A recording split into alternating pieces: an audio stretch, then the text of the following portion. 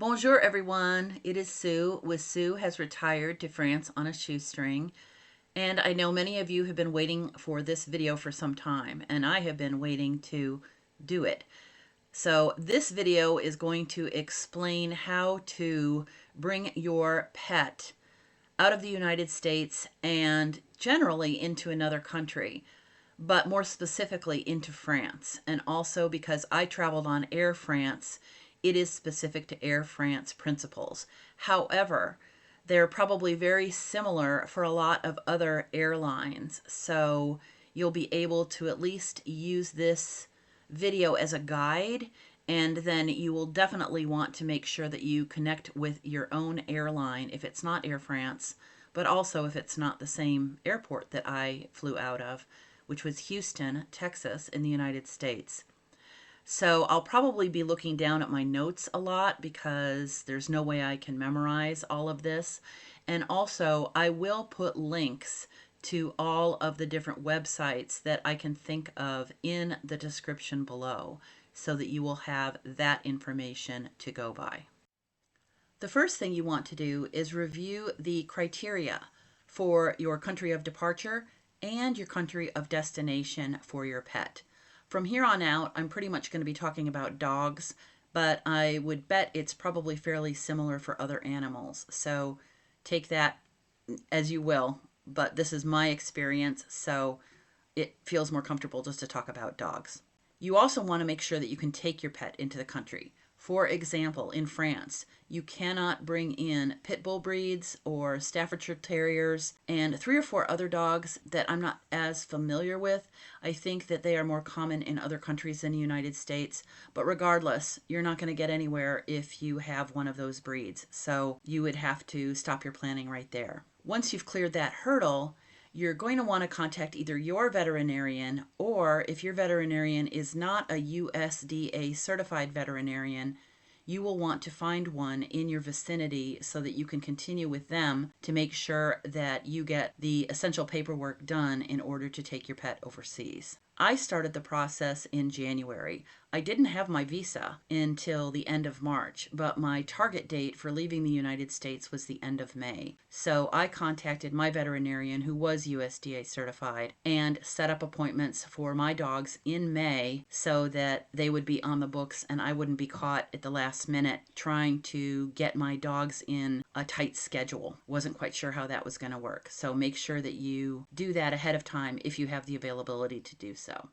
Next, you're going to want to research pet carrier requirements for your airline in terms of type of carrier. For example, Air France does not allow all plastic carriers. You have to have one that has metal grates on all 4 sides. The front door, of course, is a full grate, and then the grate on the sides and on the rear of the crate are metal, and they're only about 3 inches tall by, I think the ones on the side were maybe 12 or 15 inches long.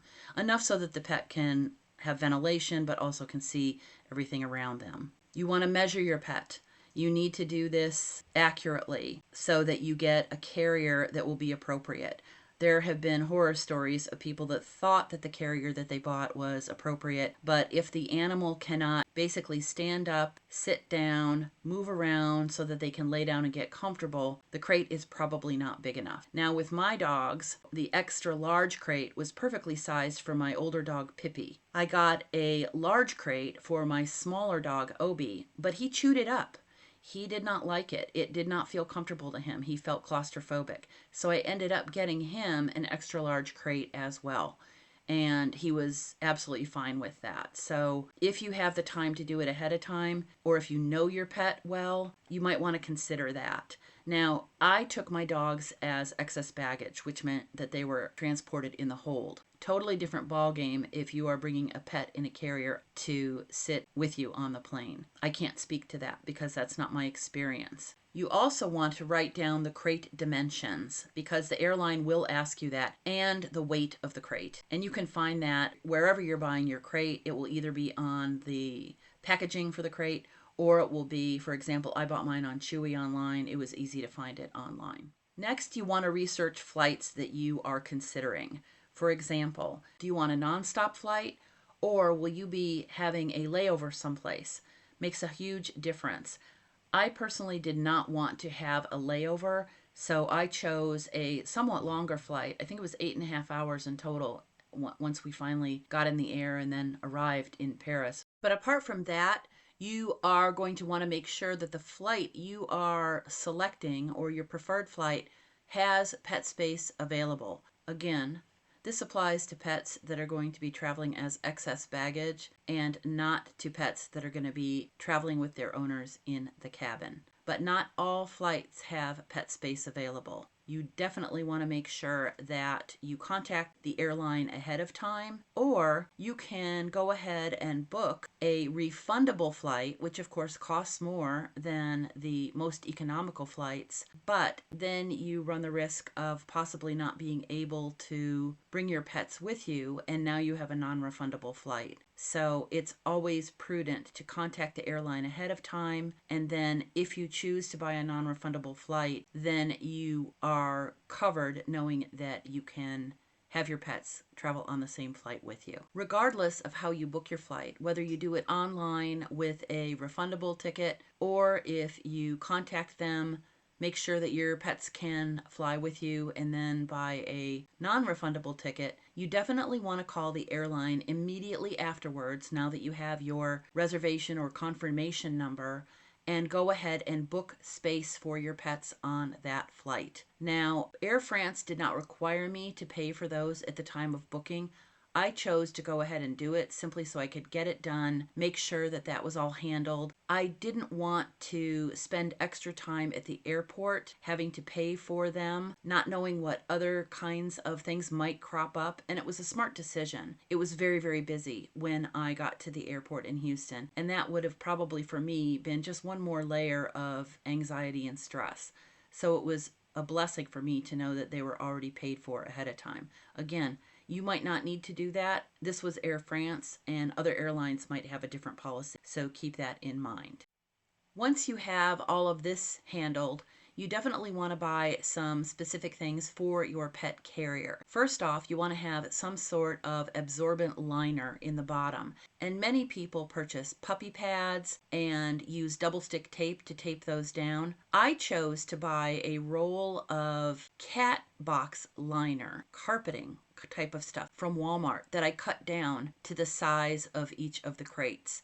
It added a little bit of a sponginess layer in terms of softness, but it was also absorbent. I also purchased about a 1-inch tall crate pad, also from Chewy, that fit into the crate so that they had a little bit of some cushioning. And if either one of them were to have to pee during the flight, and one of them did, it completely absorbed into that and probably the liner pad below it and did not stay on the dog. The only way I knew that one of them had peed was when I was taking them out of their crates after I had secured my rental car in Paris, and I could smell but also see some fluid underneath all of those liners, not anywhere on the sides of the crate or on the dog itself. So that was a very valuable piece of advice that someone had given me. The other thing I chose to do is buy some Samsung tracking devices. Similar to AirTags, which are the Apple brand, I taped each one of those into the bottom of the crate with duct tape under the absorbent liner pads, and that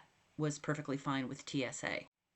Now that you've got all the crate paraphernalia, I guess I would say, start training your dog in the crate as soon as you possibly can. I think I started training mine about 8 or 9 weeks ahead of the flight. And what I chose to do is make it so that over time, and it was a sequential process, but it was fairly rapid, they ate all their meals in the crate, they got all their treats in the crate, and all their toys. When I got them brand new toys, they only had their toys in the crate. They could take them out after a while. And also with my smaller dog, who again was the crate aversive one that tried to chew up his original crate, I spent a lot of time with him in the crate, with me sitting on the floor next to him and giving both of them little teeny crate treats, as I called them, on a regular basis until I built up the time that he was in a crate without trying to get up to about 2 hours.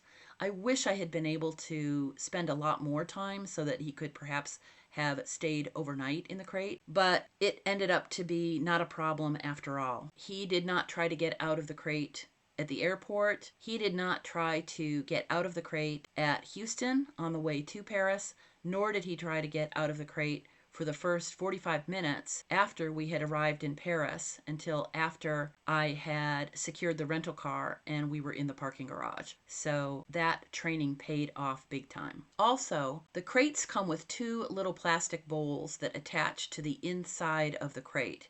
And I think on some airlines, they have you go ahead and attach a bag of extra food with duct tape or packing tape to the top of the crate so that if there is an extended layover, they can give the dogs some food. I don't know if that actually really happens. It doesn't seem like it does that often. Some people have posted that that has occurred.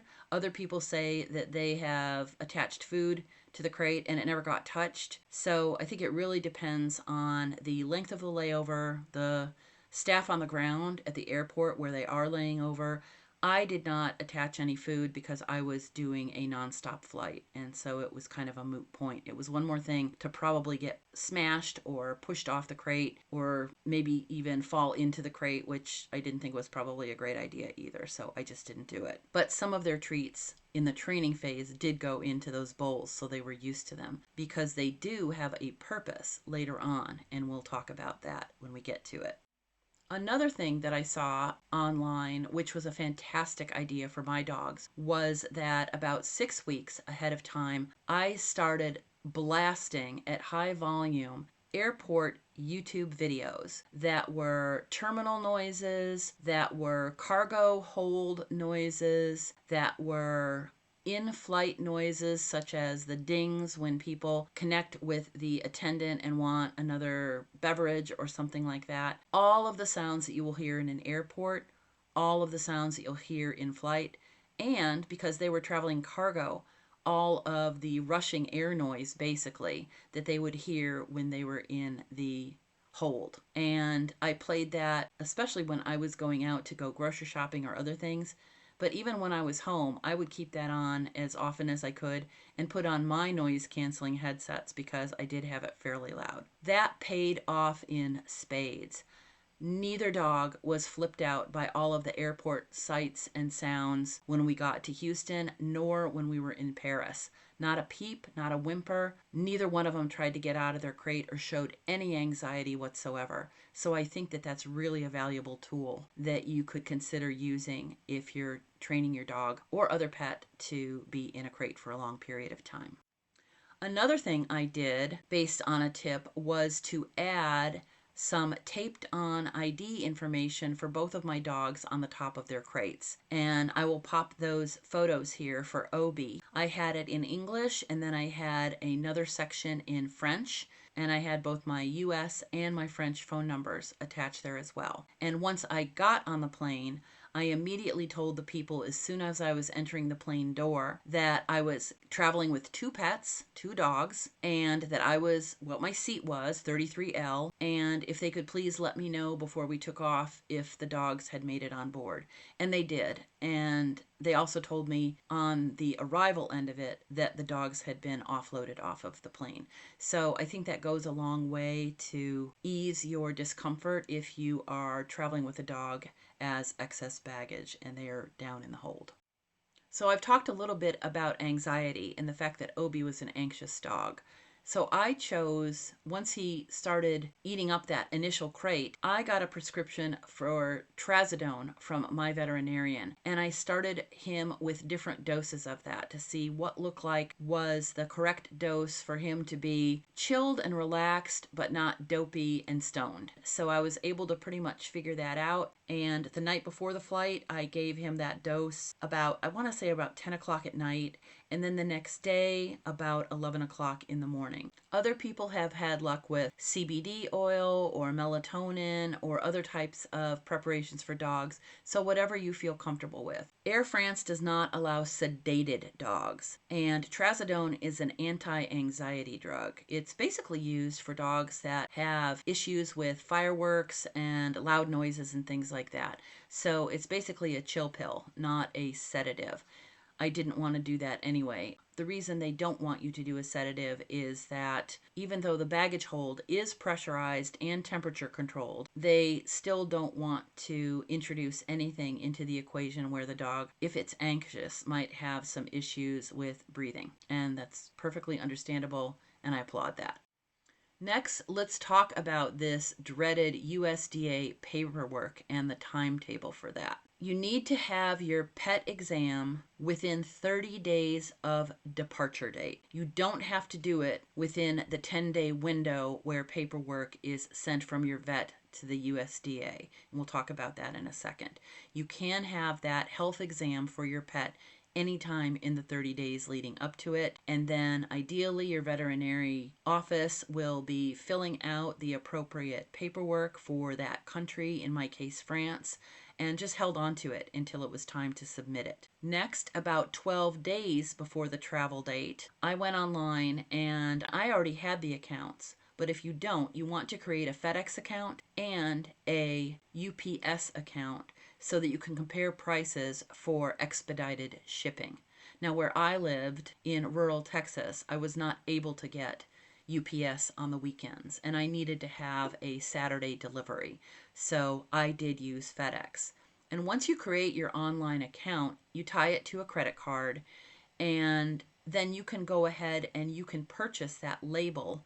I think it's anywhere between somewhere around like 12 days before you actually date the shipping label itself. So for example, I purchased a shipping label on the 15th with a shipping date of the 23rd, and that was acceptable. And I contacted FedEx to say, hey, what if the USDA finishes the paperwork ahead of the 23rd and they ship it to me early? Is that a problem? So in that case, what if the USDA wanted to send it out Thursday night? Are they going to hold it till Friday night so that I get it on Saturday? And no, as soon as that shipping label hits the system, then it goes according to whatever you purchased. And I highly recommend purchasing the highest priority and overnight and signature delivery and Saturday delivery if you need to, just to make sure that all bases are covered. Now, once you purchase this, FedEx or UPS will either allow you to download it from your account online, but FedEx also emailed it to me. And then it was easy. I just emailed that same shipping label to my veterinary office. And then once they were getting ready to send the paperwork to the USDA, they just attached that shipping label to it. And as you will see, as you go through the process, you send it from yourself at your address to yourself at your address. You do not put the USDA address anywhere on it or it won't work. Now, your veterinary office can submit the paperwork 10 days to the travel date. And that's where there is a lot of confusion, because some people say that it's the date that you are leaving, and other people say, no, it's the day that you're arriving. And let's face it, if you've got this very narrow 10-day window, that one day could theoretically mean that you're arriving at your destination one day outside of your quote-unquote 10-day window. But there is a silver lining to this. The paperwork that gets sent to the USDA by your veterinary office, which we can't see or fill out, but on the USDA website, you can basically go into the APHIS website, APHIS, and you can see what veterinarians have to do, and you can actually download a copy of the form that they upload to the USDA, which is what I did, just because I wanted to see what it looked like, because I'm a geek like that. And on that form that the vet sends to the USDA, the line about travel says estimated travel date. So on the advice of several different people that work for pet transport companies, I set that estimated travel date one day before my actual travel date. I was traveling on May 28th. I put my estimated travel date to my veterinarian as May 27th. And the reason I did this is because the USDA does not process these applications or these certifications in, first out. They process them according to what is the earliest travel date so that they can get those out as fast as possible. And granted, with a 10-day window, there isn't that much wiggle room. Probably 60, let's just say for sake of argument, 60% are on day one, 35% are on day two, and then the rest are on day three. So they're going to do all of the ones that are on that first travel date and ship those out, and then they're going to go through the rest of them and get those out in a timely manner. And that is, I think, why the USDA did my paperwork within 2.5 days. My vet submitted it on May 19th, and the USDA finished it and sent it out on May 22nd. So I actually got it Friday, May 23rd, and did not have to wait for Saturday delivery on the 24th, which, if any of you recall, that's Memorial Day weekend. So I was petrified that if I didn't get it that Saturday, I would have to wait until Tuesday the 27th, which was the day I was driving down to Houston and then leaving the next day. So it all worked out. So you just have to be calm and figure out what works best for you, and then have them put the date of estimated travel accordingly. So what does all this cost? The USDA cost up to, I think, 3 animals, maybe it's even more than that, is only about $100 or $105. And that's for both, that was inclusive of both of my dogs. I was very lucky. I've been going to my vet for the last 5.5 years. He did not charge me anything for the health exam for the dogs.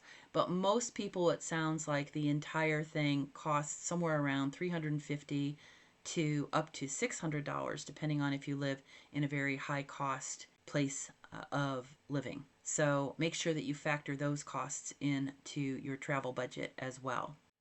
On the day that your vet is submitting to the USDA, you want to make sure that you connect with them later in that day, just in case they get busy, and if they forgot something, like maybe dot an I or cross a T or didn't check a box appropriately, once the USDA gets the paperwork, they will review it, and then if there's anything that needs to be addressed, they will immediately email the veterinary office and say, hey, we're in the middle of processing this, but we can't move forward until you fix line 22. Let's just say for sake of argument. And so it's up to your vet office to fix that, and then it goes back. The USDA does not put those aside. They basically wait for that information to come. Of course, they're working on other applications, but they don't put it to the bottom of the barrel, shall we say.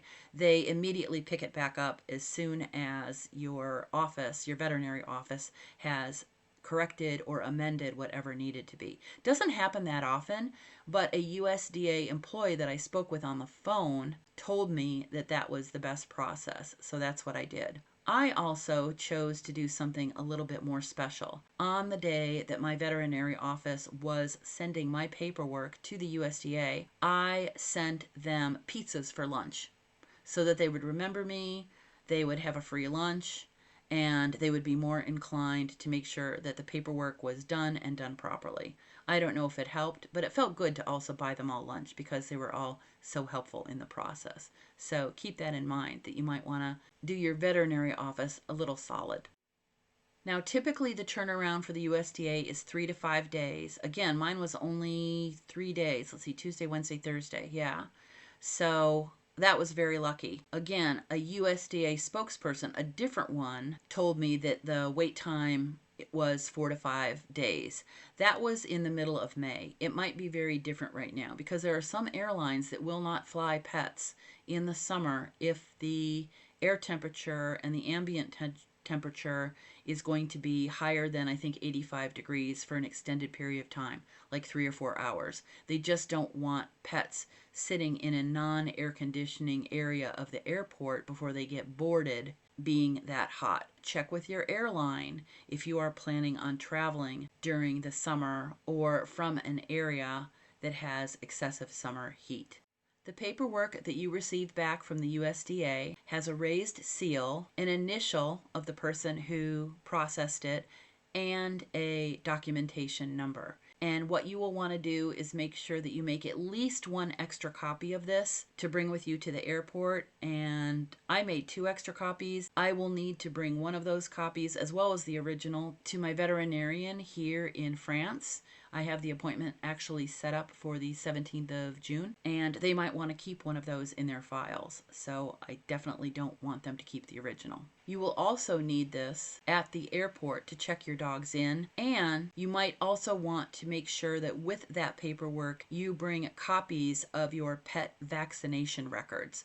Air France looked at both of those for my dogs, and because one of my dogs does look somewhat, I don't really see it, but somewhat like a pit bull, I had their DNA done years ago. And one of the reasons I did Pippi's DNA is because it was when I was moving to this RV park that I just left, and they were fine with pit bulls and staffies and other types of aggressive dogs. I wanted to make sure that she was not a pit bull, just in case it was going to be difficult when I did RV traveling in the future.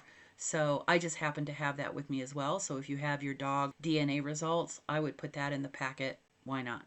So the night before travel, remember when I mentioned those little plastic bowls that attach to the inside of the crate? One real cute trick is that you can put water into those bowls and freeze them overnight, and then take them out as late as possible, so that once the dogs are in the crates at the airport, they have some slow melting water. I don't know how well it worked in Houston, to be honest with you, because it was probably completely melted by the time they got on the plane. But it is something that you might want to do just to make your pet a little bit more comfortable. Don't feed them a lot of food the day before and the day of. I didn't feed them any food. I fed them several treats like chicken jerky and things like that so that they had a high protein snack. But I didn't think either one of them wanted to be uncomfortable in the crate for such a long time, probably having to go poop but not wanting to go poop, and neither one of them did. And you definitely want to restrict water at least a couple of hours before the flight. I know it's a difficult thing to do, but in reality, the dog is going to be fine for several hours. Now, granted, both of them drank water like it was going out of style after they were able to have some in the Paris airport, and that's to be expected. But within 24 hours, they were back to their normal selves in terms of eating habits and drinking habits. Well, maybe not eating habits, because they're still not 100% thrilled about their new French kibble. And it's probably because I spoiled them in the US with adding in dried liver chunks to their kibble, both morning and night. So that's on me. I guess I need to probably find those here in France, don't I? On the day of travel, take them out frequently to go pee and poop, even if you don't think that they need to. Just make sure that they get rid of everything that's in their system so they're as comfortable as possible when they are traveling. And when you are at the airport, however you are getting them there, for example, I had to rent a car and park it at the airport and then put my crates together in the airport parking lot, put the dogs in the crates, and then I wheeled them into the terminal. However you get them into the airport, you want to have the dogs in the crates by the time they enter the terminal. Most airports will not allow dogs outside of a crate, at least in the United States, unless they are a service dog. Now, at the airport, you want to get there early as you possibly can. Air France recommends 3 hours ahead of time, and I think I got there about 3.5 hours ahead of time. And I was glad that I did, because you don't want to rush through this, nor can you rush through this process. And it just made me feel more relaxed knowing I had a ton of extra time.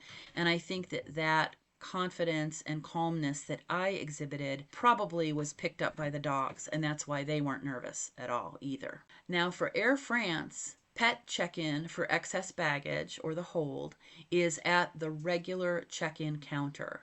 So you bring them to the counter, you give them your passport, they check you in, then you give them all the paperwork, and then you put the dog on the luggage scale so that they can weigh it. And then they put the baggage tags on the crate, and then you go off to the side. Now, in Houston Airport, it was only about 25, maybe 50 feet away from the check-in counter that I was at. It might be completely different at other U.S. airports, but it wasn't that far, and that clerk who was helping me accompanied me over to this sidewall, and that's where we waited for a TSA person to come out of the back. Only took about 6 or 7 minutes at the most. And what the TSA person does is they have you take the dog out of the crate, and then they wand the crate down, and then they take out the crate pads. They took out my Samsung tags as well, just to look them over, and then he taped them back down. And then Obi was wearing his Thunder shirt, and so he had me take off the Thunder shirt and put it back on Obi, just in case I was hiding, I guess, any contraband in Obi's Thunder shirt, and then put them back in the crate. And then they go on the little mechanized conveyor belt, and they were gone. Now, I think I mentioned before that as soon as I got on the plane, I let the attendants know where I was sitting and that I had 2 dogs that were going to be traveling in the hold. And they told me at that time that the pilot has an intercom and can listen to that part of the hold the entire trip to make sure that if there are pets or other animals, other live cargo down there, they can hear any noises that are going on. And at the end of the flight, I was very pleased to hear that they didn't hear a peep out of Pippi or Obi. And as I found when I was picking them up, they had a little buddy, I think that was an Australian Shepherd, that traveled with them. And apparently all 3 of them were just quiet, which is fantastic because it meant that they weren't too stressed out. I'm sure they were stressed, but they weren't so stressed out that they were at the howling, barking, or whining stage. And that's huge in terms of feeling that you didn't ruin your dog's lives. Now, you will pick up your pets after you go through customs or immigration if you are traveling to a foreign country. In Paris, with Air France, the baggage claim to pick up pets is Carousel 34.